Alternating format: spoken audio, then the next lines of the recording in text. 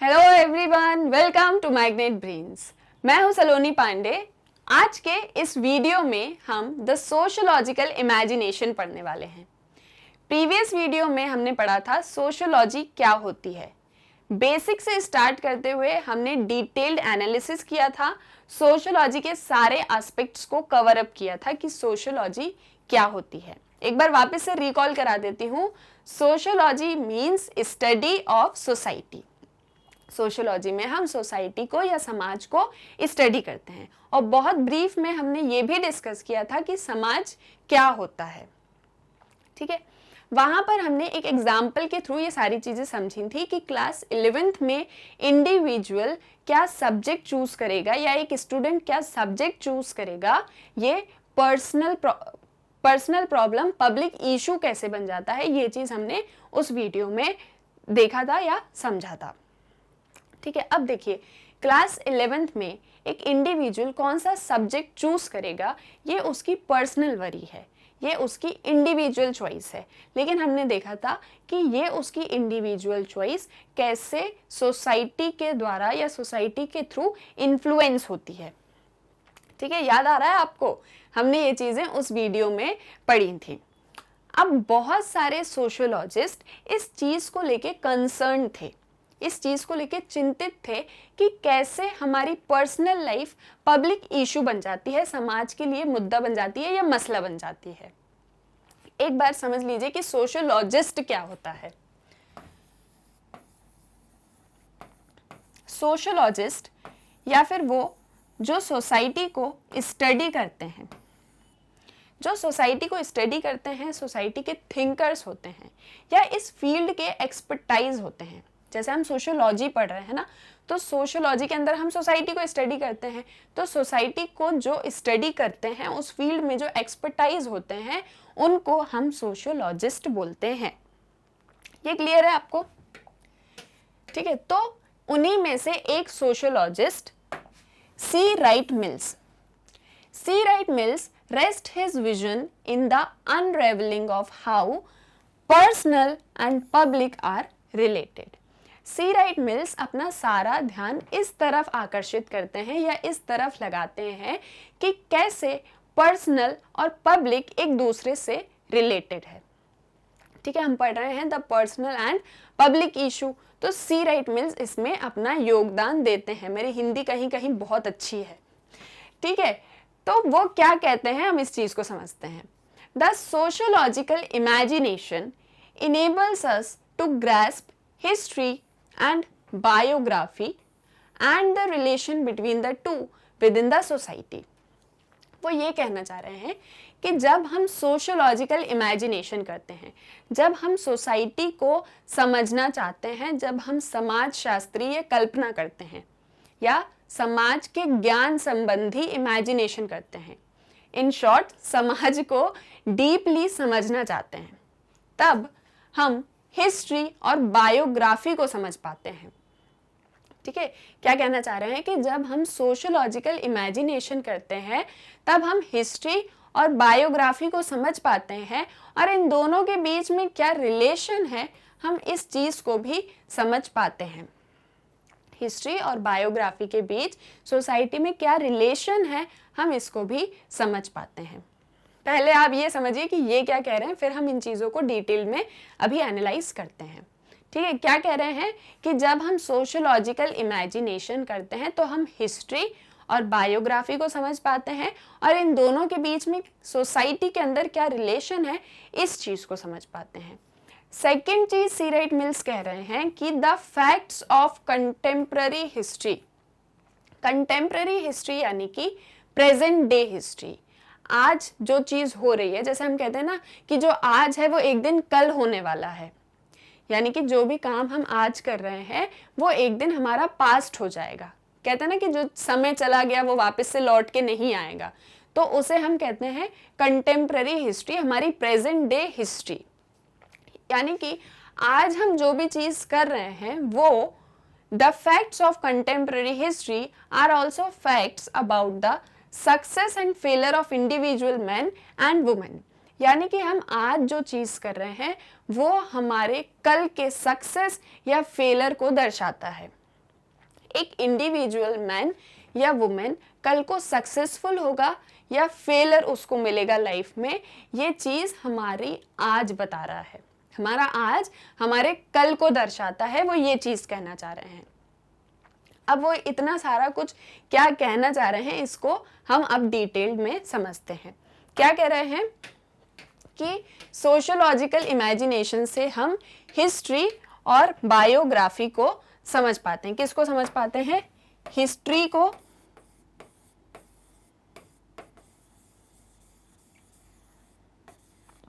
और बायोग्राफी को।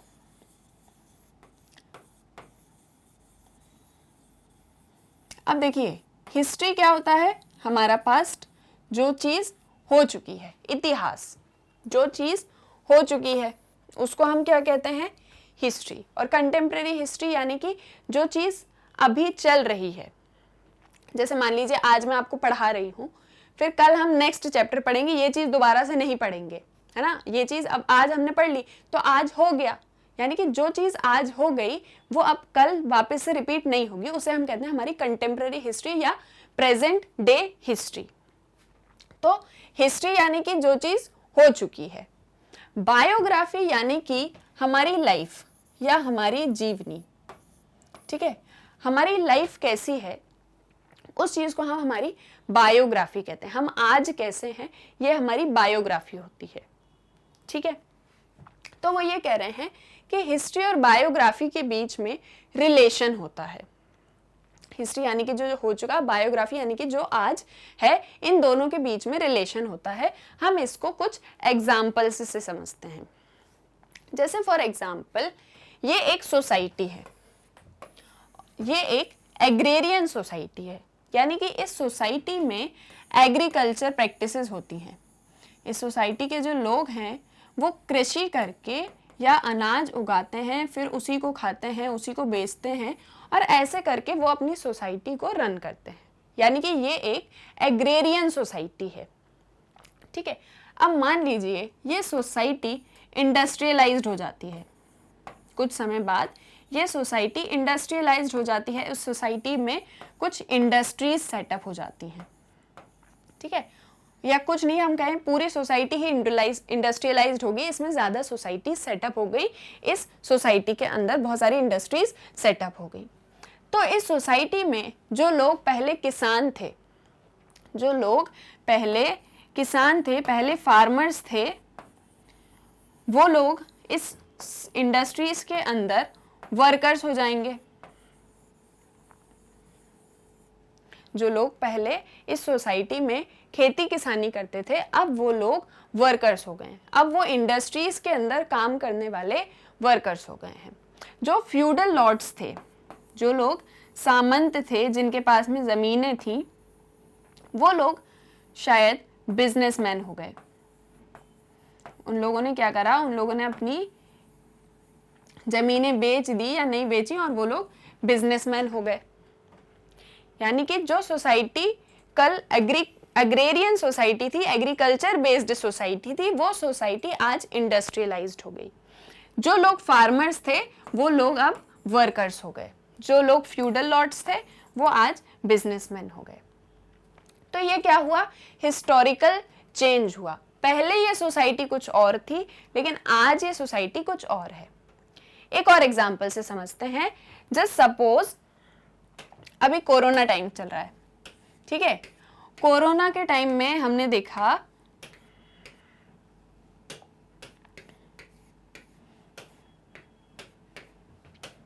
कोरोना में हमने क्या चीज देखी कि लॉकडाउन लग गया, सारी चीजें बंद हो गई, लोगों के बिजनेस ठप हो गए। जो लोग एम्प्लॉयड थे, बहुत सारे लोग अनएम्प्लॉयड हो गए। हमने सबसे ज़्यादा देखा कि जो वर्कर्स थे, जो फैक्ट्रीज में, इंडस्ट्रीज में काम करते थे, उनका काम छिन गया और वो लोग वापस अपने गांव लौट गए। ये चीज़ें हमने देखी। आप लोग एज ए स्टूडेंट्स आपने क्या देखा होगा कि आप जहाँ स्कूल जाते थे, अब वो स्कूल लॉकडाउन में बंद हो गए एंड अब आपकी ऑनलाइन क्लासेस स्टार्ट हो गई, ठीक है। अब आप लोग के पास में तो फ़ोन है, एक्सेस है मोबाइल का, नेटवर्क का, तो आप लोग अच्छे से, आपकी पढ़ाई अभी भी चल रही है। लेकिन वो स्टूडेंट्स जो देश में किसी बहुत कोने में बैठे हैं जहाँ पर इंटरनेट एक्सेस नहीं होता, या मैं कहूँ ट्राइबल एरियाज़ में है, उनके पास में इंटरनेट एक्सेस नहीं है या फिर उनके पास में मोबाइल नहीं है, तो उनकी स्टडी को लॉस हो गया। स्टूडेंट के एग्जाम्पल से समझते हैं, ठीक है। स्टूडेंट्स हैं, क्या हो गया, स्कूल बंद हो गए, स्कूल बंद हो गए, ऑनलाइन क्लासेस स्टार्ट हो गई। अब ऑनलाइन क्लासेस के लिए मोबाइल चाहिए। मान लीजिए जिन स्टूडेंट्स के पास में मोबाइल फ़ोन्स नहीं है, इन स्टूडेंट्स के पास में मोबाइल फ़ोन्स नहीं है, तो इन स्टूडेंट्स की जो स्टडी है वो नहीं हो रही है, इन लोगों की पढ़ाई आगे नहीं हो रही है।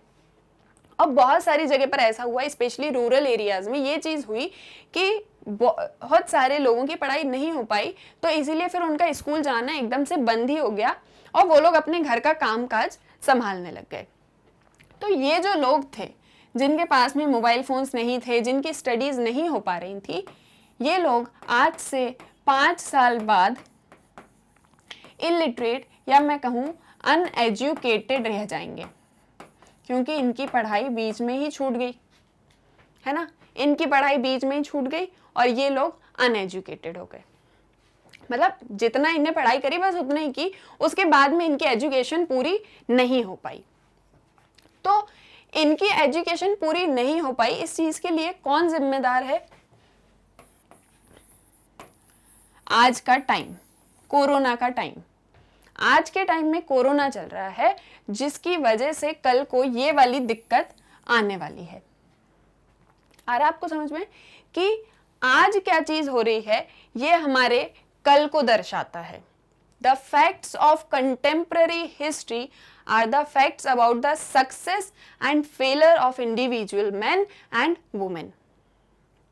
अब आया आपको समझ में कि कैसे हमारी हिस्ट्री और बायोग्राफी के बीच में कनेक्शन होता है। क्या चीज इतिहास में थी या क्या चीज पास्ट में हुई थी, वो हमारी आज की लाइफ को बहुत इम्पैक्ट करता है या बहुत अफेक्ट करता है, ठीक है।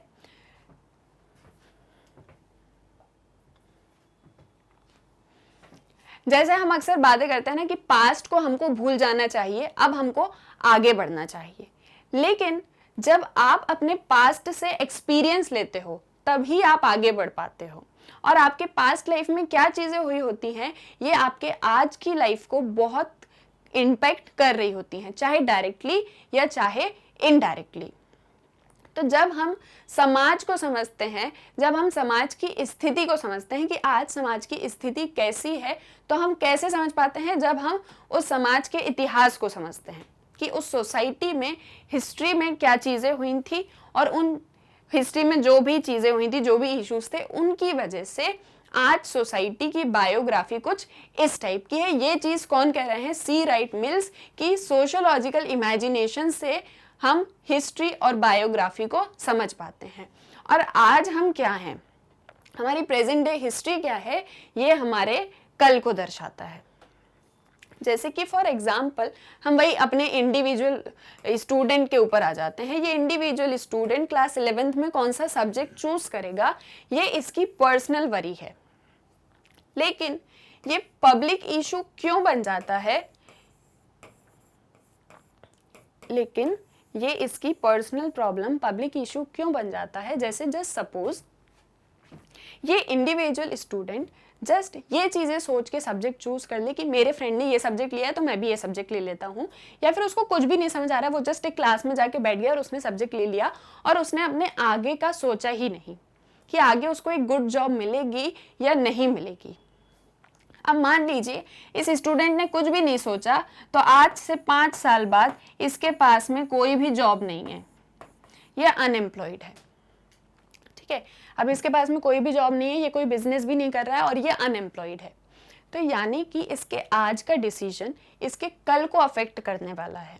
इसीलिए सोसाइटी इसको पहले ही बता दे रही है कि आप ऐसा कुछ सब्जेक्ट चूज करो जिससे आपको एक गुड जॉब मिले। यानी कि इसकी पर्सनल लाइफ पब्लिक इशू क्यों बन रही है, क्योंकि इसका आज इसका कल बताने वाला है। और जैसे कि हम कहते हैं ना कि लोगों से ही समाज होता है, जैसे लोग होते हैं वैसा ही समाज होता है। तो क्या आप एक ऐसे समाज का हिस्सा होना चाहेंगे जहां पर अनएम्प्लॉयड यूथ हो, जहां पर लोगों के पास में नौकरी ना हो, या जहां पर बहुत ज्यादा गरीबी हो? नहीं होना चाहेंगे ना। इसीलिए हमारी पर्सनल प्रॉब्लम पब्लिक इशू से रिलेटेड होती है। हर एक इंडिविजुअल के कैरेक्टर में कुछ प्रॉब्लम्स तो होती ही हैं। हर एक इंडिविजुअल के कैरेक्टर में कुछ डे टू डे प्रॉब्लम्स होती हैं। हम सभी की कुछ प्रॉब्लम्स होती हैं जिनसे हम खुद लड़ रहे होते हैं। लेकिन जब हमारी ये प्रॉब्लम्स समाज को डायरेक्टली या इनडायरेक्टली अफेक्ट करती हैं, तब समाज इंटरप्ट करता है, तब सोसाइटी इंटरप्ट करती है, और तब हमारी पर्सनल प्रॉब्लम पब्लिक इशू बन जाता है। अब आपको समझ में आया कि पर्सनल प्रॉब्लम कैसे पब्लिक इशू बन जाता है और कैसे हिस्ट्री और बायोग्राफी में कनेक्शन होता है। क्लियर ये चीज? एक एग्जाम्पल देखते हैं यहां पे। The Indira Awas Yojana, major scheme by the government to construct houses free of cost for the poor and the homeless। Indira Awas Yojana 1990-2000 के टाइम पे आई थी। इस टाइम में ये गवर्नमेंट की मेजर स्कीम थी जिसके अंदर जो पुअर थे और जो होमलेस थे, जो लोग गरीब थे जिनके पास में घर नहीं था, उनको फ्री हाउसेस कंस्ट्रक्ट करवा के दिए गए थे। यानी कि उनसे पैसा नहीं लिया था, उनके लिए घर बनवा के उनको दिए गए थे। अब एक तरीके से अगर हम देखें तो किसी के पास में रहने को घर नहीं है तो ये उसकी पर्सनल प्रॉब्लम है, ठीक है। अब हम ये कह सकते हैं कि शायद वो काम नहीं करता होगा, शायद वो आलसी होगा, या शायद उसके पास में पैसा नहीं होगा इसलिए उसके पास में घर है। लेकिन यदि आप एक सोशियोलॉजिस्ट के नज़रिए से देखो, आप सोसाइटी के अंदर देखो, तो क्या आप एक ऐसे समाज का हिस्सा होना चाहेंगे जहां पर बहुत ज़्यादा गरीब लोग हैं, जिनके पास रहने को नहीं है, जिनके पास में खाने को नहीं है? नहीं होना चाहेंगे ना हम एक ऐसे समाज का हिस्सा। इसीलिए यहाँ पर समाज इंटरप्ट करता है, यहाँ पर सोसाइटी का रोल आ जाता है कि आपके पास में यदि घर नहीं है तो हम आपको घर प्रोवाइड करेंगे। समाज नहीं, समाज में कौन आ गई? गवर्नमेंट। गवर्नमेंट को हमने चूज किया है तो गवर्नमेंट की रिस्पॉन्सिबिलिटी है कि वो सोसाइटी के लोगों को उनकी जो ज़रूरत है उसको पूरा करें। कुछ इस तरीके से हमारी पर्सनल प्रॉब्लम पब्लिक इशू बन जाता है।